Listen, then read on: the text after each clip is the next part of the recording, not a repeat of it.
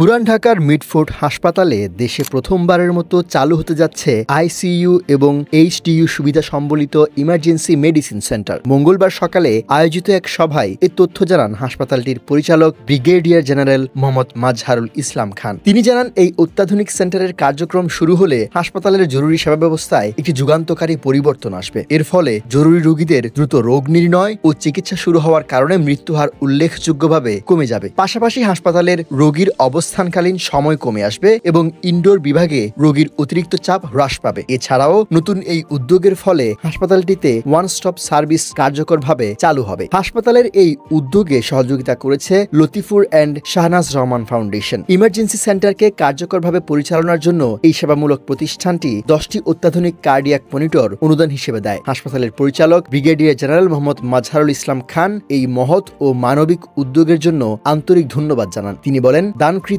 Cardiac মনিটরগুলো ভবিষ্যতে জরুরি রোগী চিকিৎসায় গুরুত্বপূর্ণ ও অগ্রণী ভূমিকা রাখবে। সভায় হাসপাতালের ঊর্ধ্বতন কর্মকর্তা, চিকিৎসক এবং লতিফুর অ্যান্ড শাহনাজ রহমান ফাউন্ডেশনের প্রতিনিধি দল উপস্থিত ছিলেন।